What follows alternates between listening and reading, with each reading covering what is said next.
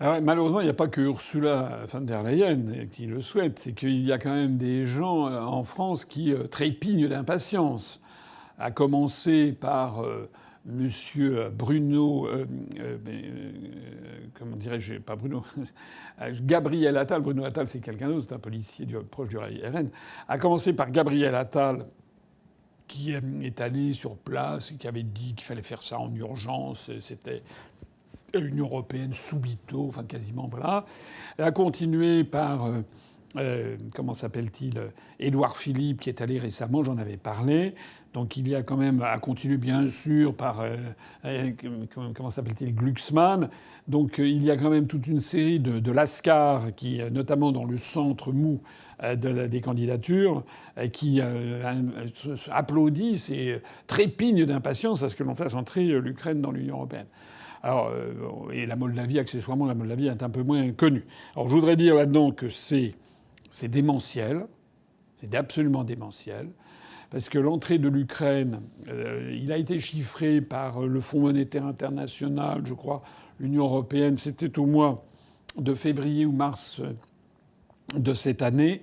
Il a été chiffré, je crois, que le coût de la reconstruction de l'Ukraine pourrait atteindre quelque chose de mémoire comme 530 milliards de dollars sur 10 ans. Et comme il semble que les États-Unis d'Amérique, du moins sous la houlette de Trump, aient décidé de ne pas mettre un fifrelin, je vous demande en mille à qui est-ce qui va sortir l'argent. Alors peut-être que ça ne sera pas uniquement l'Union européenne, mais enfin bon. Il est fort à craindre que l'Union européenne soit amenée à dépenser des sommes absolument monumentales. Enfin, et même si c'est sur 10 ans, si c'est sur 10 ans, ça fait quand même du 53 milliards de dollars par an. Donc à supposer qu'on soit dans les clous, parce qu'en règle générale, quand il y a des chiffrages qui sont comme ça, vous savez, il y a une plaisanterie d'ingénieurs qui disent qu'il faut multiplier par le nombre pi, c'est-à-dire 3,14. C'est-à-dire que souvent, les budgets sont souvent multipliés par 2 ou 3, c'est plus cher que ce qui était prévu. Mais donc en supposant même qu'on s'en tienne à ça, ça ferait quelque chose comme une cinquantaine ou soixantaine de milliards de dollars par an, donc à peu près 45 à 50 milliards d'euros par an. La France en prenant à sa charge en gros 20%, c'est-à-dire en gros 9 à 10 milliards d'euros par an pendant 10 ans. Pour que les Français comprennent ce que ça veut dire, c'est le budget du ministère de la Justice dont il est beaucoup question ces temps-ci. Justement, toute la justice en France, c'est 9 à 10 milliards d'euros. Voilà. Donc si l'Ukraine entrait dans l'Union, il faudrait donner ça. Sans doute, on serait taxé, ponctionné d'une façon ou d'une autre. Alors peut-être un peu moins, on essaierait peut-être de trouver d'autres bailleurs de fonds, mais à mon avis, il n'y en aurait pas beaucoup qui se présenteraient au programme pour aller financer ça. J'ajoute que ça, c'est un raisonnement que les européistes français ne tiennent jamais. Ils ne comprennent pas quelque chose en économie. C'est que dépenser de l'argent, même de façon mal avisée, pour donner ça en France à des agents économiques français, ça a des inconvénients. Ça peut grever le budget de l'État, des prestations sociales excessives, etc. Mais en règle générale, une grosse partie de cet argent est investi en France et dépensé en France. Donc ça fait tourner la machine économique française, les emplois, ça fait des recettes fiscales. Et donc il y a une partie qui est recyclée dans l'économie et qui vient en termes de recettes fiscales. Même si ça ne veut pas dire pour autant qu'il faut dépenser à tort et à travers. Ça dépend de ce qu'on appelle le multiplicateur keynésien, pour être précis. Mais en revanche, quand vous donnez de l'argent à l'Ukraine, l'expérience l'a montré, ou à la Pologne par l'intermédiaire des fonds européens, la Pologne reçoit 15 milliards d'euros de fonds européens qui en fait sont payés notamment par les Français à hauteur d'environ à peu près 3 milliards d'euros, 2,5 milliards à 3 milliards d'euros. L'argent qu'on donne à la Pologne ne sert absolument pas à l'économie française. Au contraire même. Ça va être, ils vont investir, ils vont acheter par exemple des avions, on l'avait vu, des avions F-15 américains ou F-35, pardon, ce qui avait d'ailleurs amené Jacques Chirac en 2005 à faire un scandale en disant quand même qu'il pourrait avoir la reconnaissance du ventre. C'est-à-dire qu'ils achètent, on donne de l'argent, avec cet argent, au lieu de l'investir, que ce soit une aide liée, comme on disait jadis, c'est-à-dire une aide au développement, la contrepartie, c'était pour acheter des produits bien français, eh bien non, c'est pour acheter autre chose. Ce que je crains en plus sur l'affaire de l'Ukraine, c'est que ces sommes monumentales servent à d'autres intérêts que les intérêts français, en particulier aux intérêts américains. puisque d'après la rumeur publique, plus de la moitié des terres arables d'Ukraine auraient été achetées par des grands fonds de pension américains du style BlackRock et Vanguard. Voilà. Donc il est à craindre que ce soit les grandes entreprises, soit du complexe militaro-industriel américain, soit des grandes entreprises de BTP. Vous avez peut-être vu d'ailleurs que le gendre de Trump, Jared Kushner, est allé. Il a un projet immobilier qui sème, paraît-il, un énorme scandale en Albanie en ce moment. Pour essayer de s'implanter, faire je sais pas quoi, un resort, comme on dit maintenant, selon cette mode américaine, un hôtel, un truc comme ça. Alors, il paraît que les Albanais sont extrêmement mécontents, mais enfin, les Albanais veulent entrer dans l'Union européenne, donc il y a peut-être des tractations du style c'est à prendre ou à laisser. Si vous voulez avoir l'argent de l'Union européenne, il faut accepter d'avoir le projet immobilier de Jared Kushner. Enfin, ça pourrait être le genre de truc. Sachant que le projet, d'ailleurs, serait financé par ces couillons d'Européens, c'est-à-dire les Allemands, les Français et les Néerlandais. Voilà. Donc, la première chose à dire, c'est ça. C'est que ça risque de nous coûter des sommes phénoménales. La deuxième chose à dire, c'est que c'est la mort de l'agriculture familiale française. Voilà. Si l'Ukraine, donc j'ai déjà eu l'occasion plusieurs fois de le dire, l'Ukraine est considérée depuis des siècles et des siècles comme étant un pays extrêmement fertile. Les deux pays dont les terres sont les plus fertiles en Europe, ils sont à chaque bout de l'Europe. C'est d'un côté la France, de l'autre côté l'Ukraine, avec des terres très riches dans la Beauce, par exemple, en France, où il y a si Jules César était intervenu en moins 50 avant Jésus-Christ pour conquérir la Gaule, c'était pour toute une série de raisons, mais il y avait aussi le fait que c'était une espèce de grenier où on pouvait cultiver des céréales, etc., etc., et que les Romains lorgnaient sur ce grenier. Eh bien, c'est pareil pour l'Ukraine, où les terres noires, terre noire en ukrainien comme en russe, ça se dit quelque chose, je suis pas un expert, comme Tchernia ou Tchernaya, Tchernobyl, c'est ça que ça veut dire. Donc les terres noires ukrainiennes sont des terres extrêmement fertiles. Mais la différence, évidemment, c'est que le niveau de vie des Ukrainiens par rapport aux Français, ça n'a rien à voir. Voilà. En plus, ils n'ont pas de contraintes environnementales. Alors le problème, c'est qu'en plus, ils ont une main-d'œuvre qui a disparu. Il y a énormément de morts et de gens qui sont partis. Et donc les autorités ukrainiennes nouvelles, vous l'avez peut-être vu ou lu, ont décidé de faire entrer en Ukraine des contingents considérables de populations en provenance du tiers-monde qui pourraient venir, par exemple, du Bangladesh, du Pakistan, de l'Inde ou du Dieu sait où, qui sont des personnes qui seraient là, en fait, qui seraient hyper exploitées, bien entendu, pour faire tourner la machine ukrainienne, et notamment l'agriculture ukrainienne. Voilà. D'ores et déjà, d'ailleurs, les poulets en batterie qui sont produits par l'ami de M. Zelensky, j'avais fait une vidéo là-dessus sur cette histoire. Alors qu'ils sont bourrés de tout ce que l'on déteste, hein, c'est bourré d'OGM, c'est des poulets qui ont le droit de parcourir 2,5 cm au cours de leur vie, enfin ils sont tous coincés, etc. Sous ça entre actuellement en franchise à la fois de douane et de quantité en Union européenne pour soutenir le régime de Zelensky. Donc j'insiste sur le fait que ce soit l'élevage, que ce soit les céréales.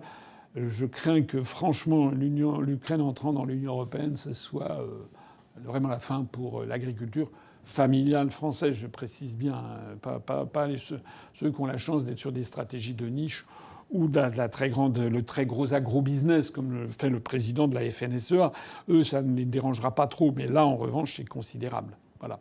Et puis, ça sera évidemment, l'Ukraine, ça sera la terre de tous les trafics. C'est le pays le plus corrompu du monde. C'est ce qu'on disait dans les médias français avant la guerre en Ukraine, avant que maintenant il soit paré de toutes les vertus pour cause d'idéologie et de stratégie anti-russe. Mais c'est un pays corrompu jusqu'à la moelle des os et le lieu de tous les trafics. Trafic de prostitution, trafic d'enfants, trafic de drogue, trafic d'armes. Vous avez vu que plein d'armes ont disparu, on ne sait pas si elles sont parties. Voilà. Donc tout ça, si l'Ukraine entre dans l'Union européenne, franchement, c'est une calamité.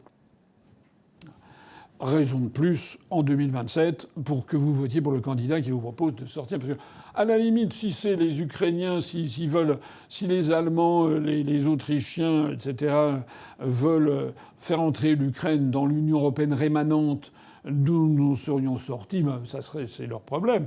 Mais nous, il faut absolument pas rester dans un truc pareil. Ça, c'est affreux. Quant à la Moldavie, on n'en parle pas beaucoup, la Moldavie. La capitale, c'est Chisinau.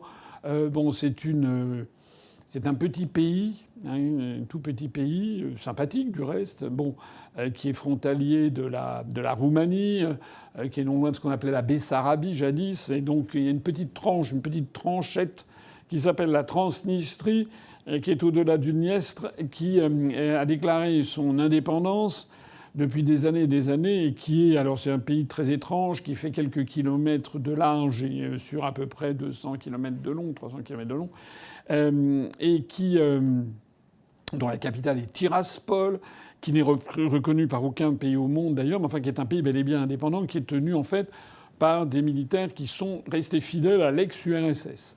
Donc c'est peu dire que la Russie de Vladimir Poutine se verrait assez bien, je suppose, faire une jonction, s'il mettait la main sur la région d'Odessa, avec cette Transnistrie. Voilà.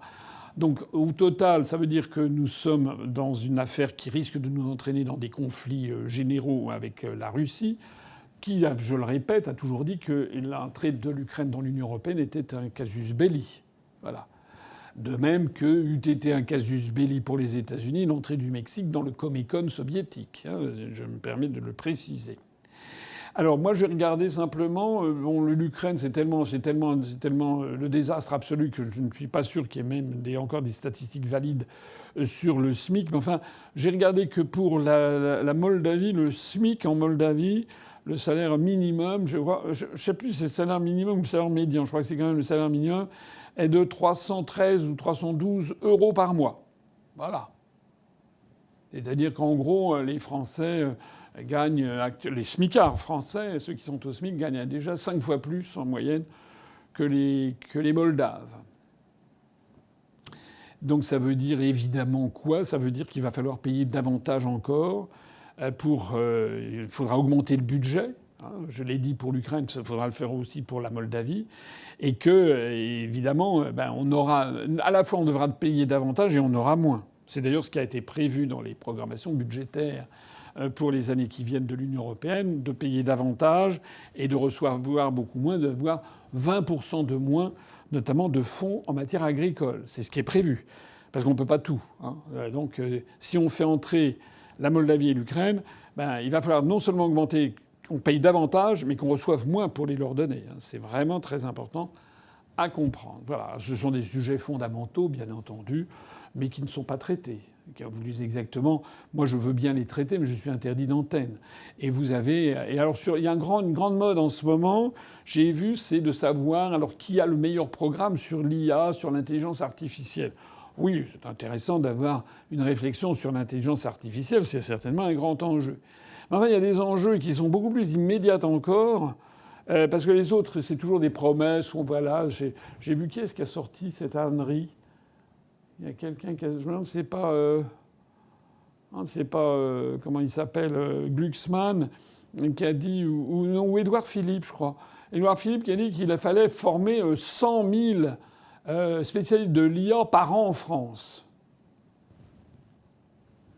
Je rappelle qu'il y a 600 000 naissances en France. Et je rappelle au passage que le niveau du bac s'est effondré. Voilà. Donc, je ne sais pas comment on va pouvoir concilier tout ça. Un effondrement de la natalité, un niveau du bac qui... il paraît que ça, c'est vraiment quelque chose d'absolument catastrophique. Et en même temps, monsieur Édouard Philippe, ça fait quand même 10 ans qu'il est dans les allées du pouvoir, elle nous explique que ça va être formidable. Pareil pour Attal, qui a dit que dans 10 ans, il allait redresser dans les 10 ans qui viennent tout le désastre qu'il a commis au cours des 10 années antérieures. Enfin, on est dans un monde, je ne sais pas, je ne comprends plus qu'il y ait des gens qui puissent encore croire et voter pour des trucs pareils. Ça n'a pas de sens. Pour ce qui concerne en tout cas la Moldavie et l'Ukraine, honnêtement, c'est une catastrophe. Vraiment. Alors l'Ukraine encore plus, parce que c'est vraiment un très très gros morceau en termes... mais même la Moldavie. Et d'ailleurs, je précise qu'au passage, si l'Ukraine et la Moldavie font une entrée très très rapide, eh bien il y aura évidemment ceux qui sont sur le trottoir sur le quai de la gare et qui attendent de monter dans le train, qui vont râler, qui voudront être traités de la même façon. Vous savez qu'il y a quand même plusieurs pays qui sont là, qui sont entrés dans un processus de négociation, parce qu'on n'entre pas comme ça hein, dans l'Union européenne. Normalement, on ouvre des chapitres de négociation. Alors ça dépend des chapitres de négociation. Par exemple, si c'est pour faire entrer la Macédoine du Nord, qui doit être plus ou moins candidate, bon, la Macédoine du Nord étant un pays enclavé, on ne va pas ouvrir un chapitre, par exemple, sur les liaisons maritimes. Ça, c'est évident. Mais il y a donc toute une série de... Ça peut aller depuis le respect de, comment dirais-je, les libertés publiques, le droit, comment dirais-je, l'adoption de l'IVG, l'adoption de le droit des minorités, le droit LGBT, comment dirais-je, la privatisation des services publics. Il y a toute une batterie de trucs qui sont imposés aux peuples qui veulent entrer. Parfois, ça prend des années, parfois même des décennies, puisque la Turquie, elle est dans ce couloir de la mort, si j'ose dire, depuis 30 ans. Mais en fait, la Turquie ne veut plus maintenant entrer dans l'Union européenne. Mais donc, il y a actuellement la Bosnie-Herzégovine, le Monténégro, il doit y avoir la Macédoine du Nord, l'Albanie, dont je parlais tout à l'heure, également donc la Moldavie, l'Ukraine, et puis également la Géorgie, l'Arménie, qui sont à des degrés plus ou moins avancés pour entrer dans l'Union européenne, mais évidemment pour avoir les pépettes. Hein. C'est de ça qu'il s'agit. Voilà. Et enfin voilà. J'arrête ici parce qu'on me fait signe que j'ai déjà parlé longtemps. Mais enfin, vous comprenez qu'il faut absolument dire non à tout ça. C'est dramatique. Ça devrait être vraiment, j'insiste, hein, c'est vraiment quelque chose. On va faire croire aux Français que le problème c'est la droite, la gauche, etc. Est-ce que les Mélenchon est antisémite? Est-ce que c'est un islamo-gauchias? Et puis d'autre côté, est-ce que s'ils sont pour l'État génocidaire? Enfin, tous ces trucs qu'on met en avant sur une espèce de brouillard pour... Mais les choses les plus fondamentales, celles qui vont avoir la plus d'importance sur le niveau de vie des Français dans les années qui viennent, ce sont ces grands choix stratégiques qui ne sont pas traités. Ou alors, si vous commencez à dire que vous n'êtes pas d'accord, alors là, on vous considère comme l'abomination de la désolation. Et ne tombez absolument pas dans cette intimidation-là, bien entendu. Et au contraire, défendez vos idées. Et c'est que nous devons sortir de ce... C'est même plus une maison de fous maintenant. C'est même plus le Titanic. Enfin, plus exactement, c'est une maison de fous installée sur un Titanic.